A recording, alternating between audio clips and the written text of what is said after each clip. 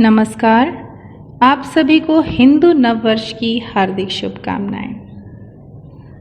चैत्र, वैशाख, ज्येष्ठ, आषाढ़, श्रावण, भाद्रपद, आश्विन, कार्तिक, मार्गशीर्ष, पौष, माघ और फागुन हिंदी वर्ष के ये 12 महीने हैं। इनमें से सबसे पहला महीना चैत्र मास है। चैत्र मास हिंदू वर्ष का प्रथम मास होता है। इस महीने में शुक्ल पक्ष प्रतिपदा से नव संवत्सर प्रारंभ होता है।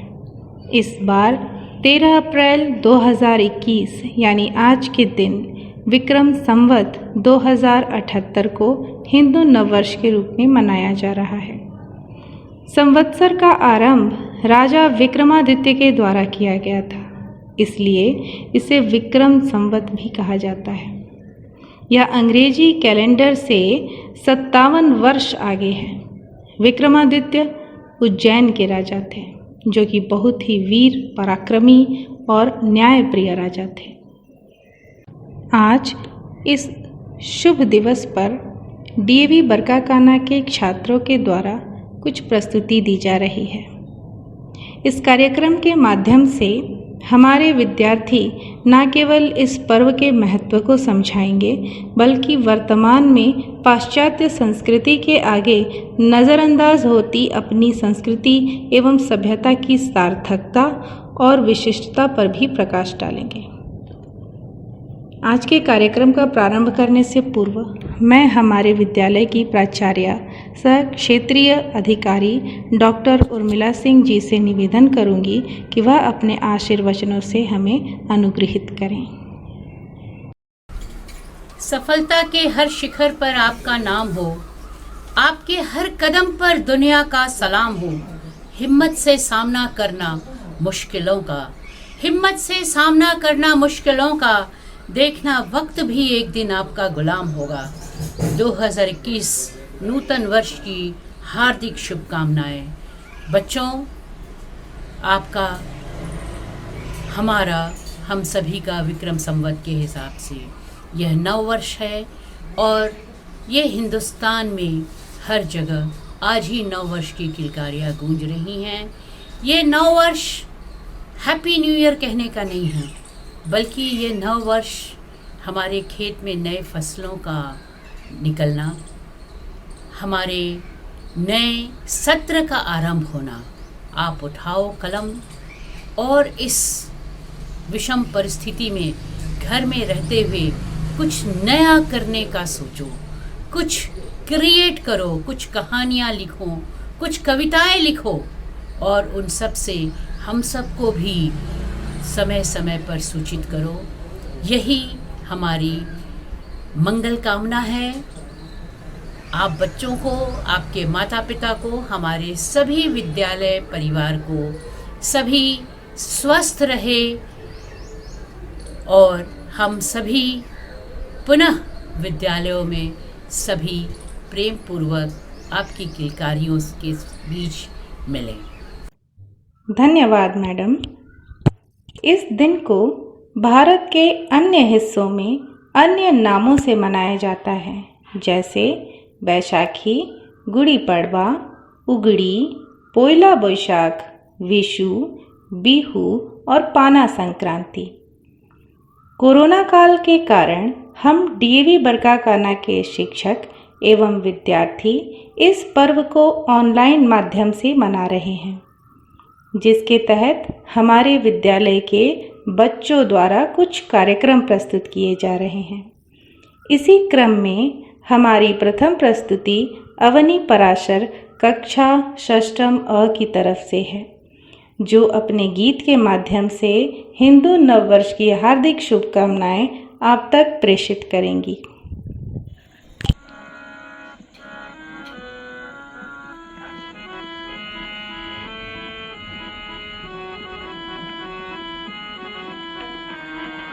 नव वर्ष के शुभागमन पर हम वंदन अभिनंदन करते हैं। नव वर्ष के शुभागमन पर हम वंदन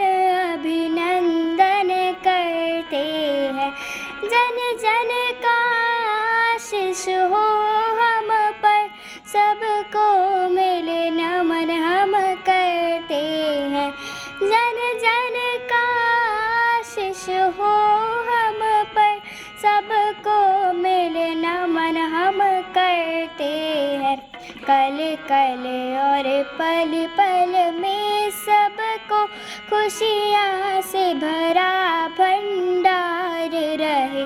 नव वर्ष के शुभागमन पर हम वंदन अभिनंदन करते हैं।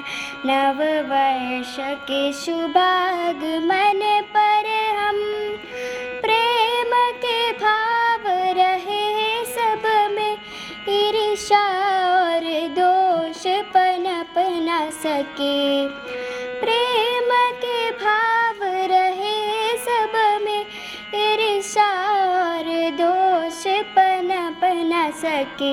ऊंचा और नीचा भेद भाव ये मन में ना आए किसी के कभी।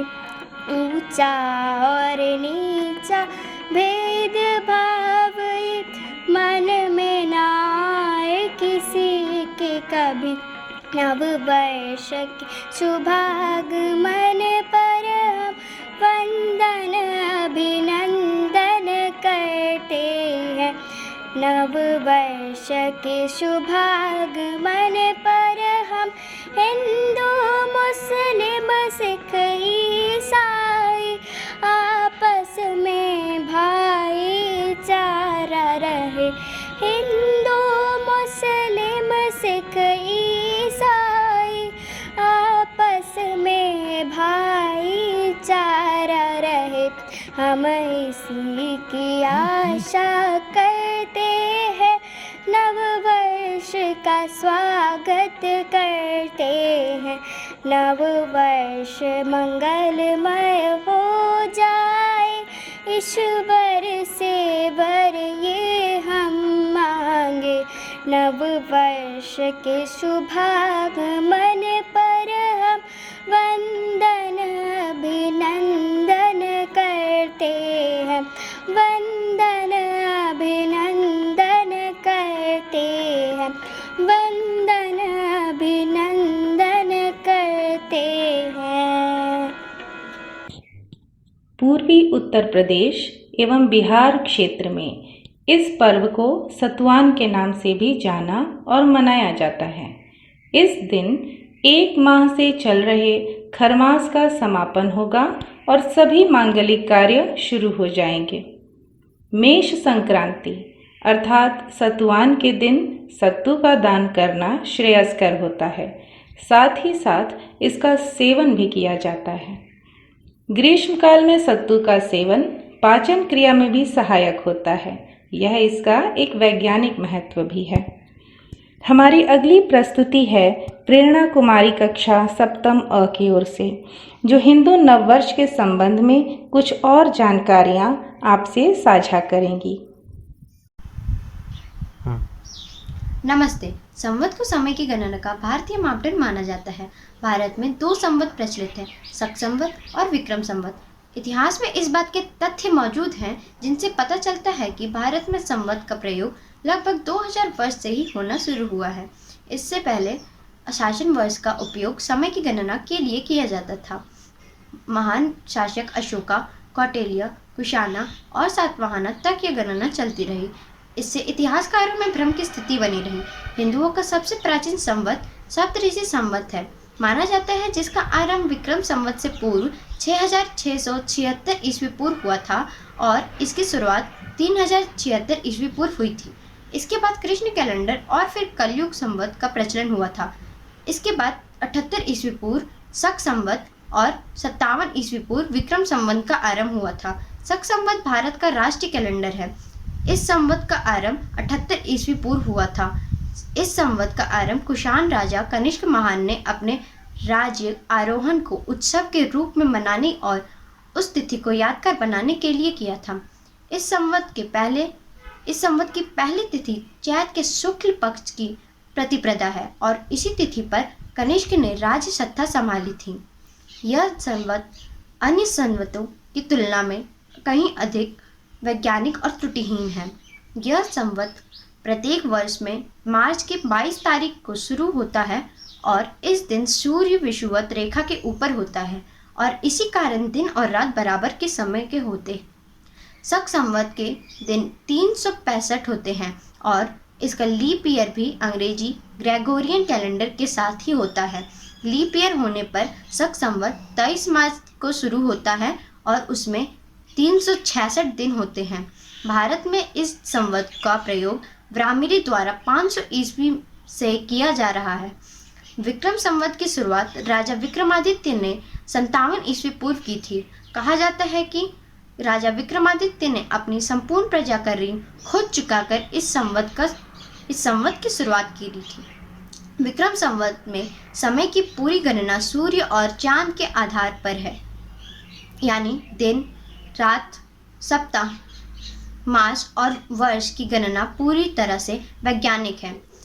पौराणिक कथा के अनुसार चैत्र मास की शुक्ल पक्ष की प्रतिपदा को ब्रह्मा जी ने सृष्टि की रचना आरंभ की थी, इसलिए हिंदू इस तिथि को नववर्ष का आरंभ मानते हैं। इसके अतिरिक्त इस तिथि से नवरात्रे भी शुरू होते हैं। वैसे तो शक संवत और विक्रम संवत की महीने एक ही हैं और दोनों संवतों में शुक्ल पक्ष और कृष्ण पक्ष भी है। अंतर सिर्फ दोनों पक्षों में इतना है कि विक्रम संवत में नया महीना पूर्णिमा के बाद आने वाली कृष्ण पक्ष से होता है, जबकि शक संवत में नया महीना अमावस्या के बाद शुक्ल पक्ष से शुरू होता है। कहीं इसी कारण इन संवतों के शुरू होने वाली तारीखों में भी अंतर आ जाता है। आप सभी को डीएवी परिवार की ओर से कार्यक्रम में सम्मिलित होने के लिए एवं इसे देखने के लिए धन्यवाद एवं आभार। हमारा उद्देश्य बच्चों को केवल पुस्तकीय ज्ञान तक ही सीमित रखना नहीं होता, बल्कि उन्हें व्यावहारिक ज्ञान से भी परिचित कराना होता है। साथ ही साथ छात्रों को अपनी परंपराओं से अवगत कराना और उनमें नैतिक मूल्यों का विकास करना भी हमारा ध्येय रहता है। एक बार पुनः आप सभी को धन्यवाद। जय हिंद, जय डीएवी।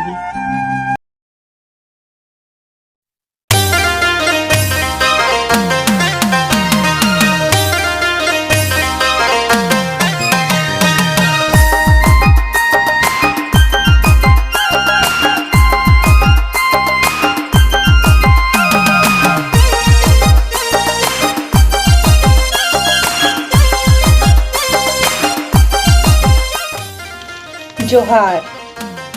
आप सभी को सरहुल पर्व की हार्दिक शुभकामनाएं। विविधता से भरा यह देश एक फूलों की बगिया है, जहां हर सभ्यता, हर मान्यता के गुल खिला करके निखर जाती छटा तब और भी माँ भारती की जब शब्द कीर्तन भजन और आयतें सब मिल सुना करते। निश्चय ही भारत देश अद्भुत और महान है। जहां एक तरफ रमजान का पाक महीना चल रहा है, वहीं नवरात्रि की विशेष पूजा अर्चना भी चल रही है। साथ ही साथ अन्य लोक संस्कृतियों से संबंधित कई अन्य पर्व भी इसी चैत्र मास में मनाए जा रहे हैं। उनमें से एक है सरहुल। सरहुल पर्व झारखंड का प्रमुख पर्व है, जो कि चैत्र शुक्ल की तृतीया को मनाया जाता है।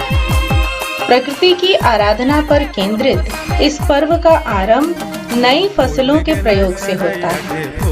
सरहुल पर्व एक पर्व ही नहीं, बल्कि झारखंड की सांस्कृतिक विरासत है। भारतवर्ष विविधताओं से भरा और विभिन्न लोक संस्कृतियों से संपन्न एक संगम है, जहां पृथ्वी, आकाश, सूर्य, चंद्रमा और समस्त प्रकृति की विविध रूपों से पूजा एवं आराधना की जाती है। हमारा आज का कार्यक्रम सरहुल पर्व पर ही केंद्रित है।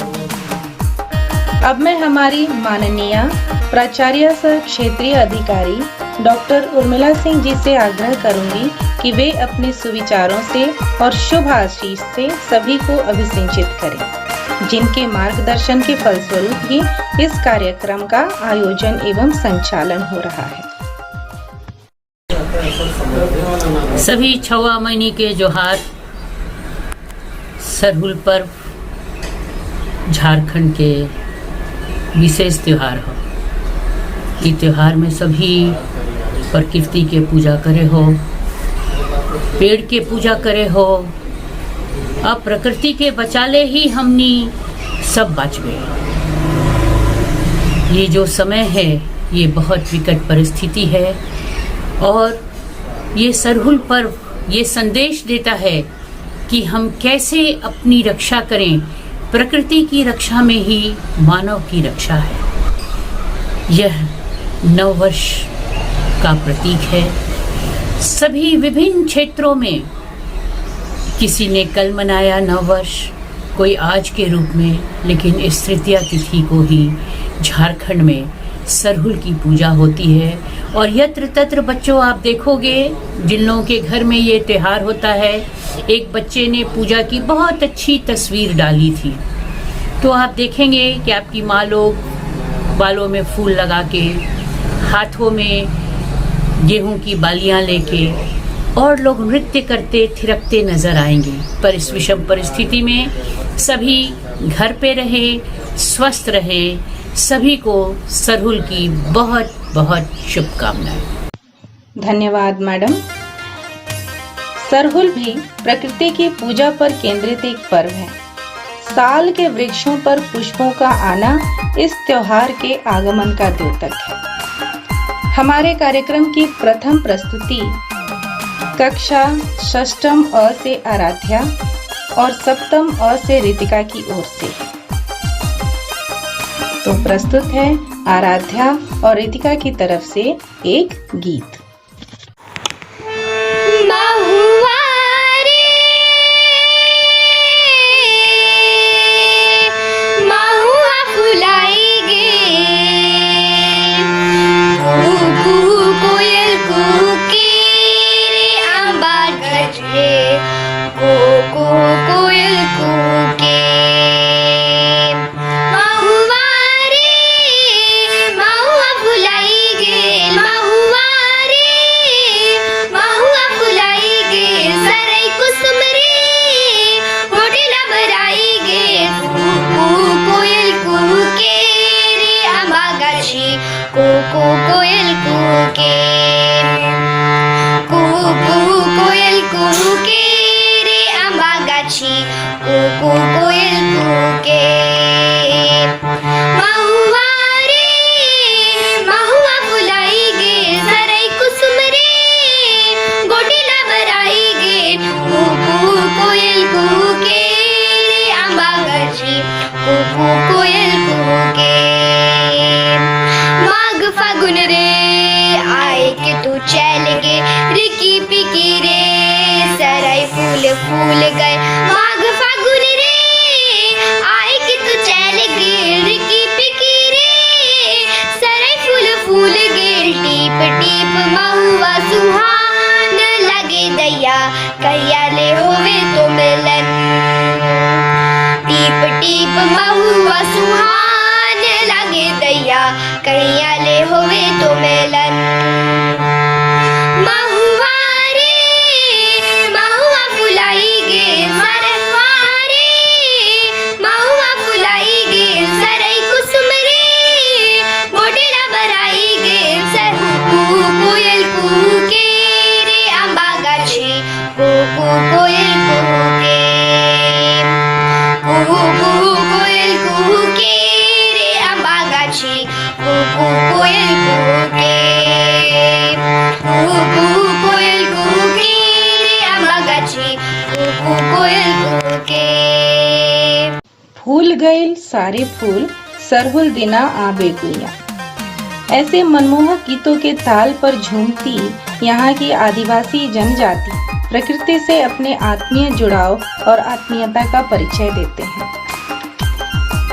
सरहुल पर्व पर और अधिक प्रकाश डालने कक्षा तृतीय ब से आ रही हैं त्वेषा। पूरे मन की जोहार, मेरा नाम त्वेषा है। मैं तृतीय ब में पढ़ती हूँ। आज मैं आपको सरहुल के बारे में बताने जा रही हूँ। सरहुल आदिवासियों द्वारा मनाया जाने वाला एक त्योहार है। यह विशेषकर झारखंड में ही मनाया जाता है। इसे वसंत के महीने में मनाया जाता है। सरहुल पर सरना स्थल पर पवित्र वृक्ष के नीचे सखुआ के फूलों द्वारा किया जाता है। सरहुल प्रकृति का पर्व है। इसमें सामूहिक झूमर किया जाता है।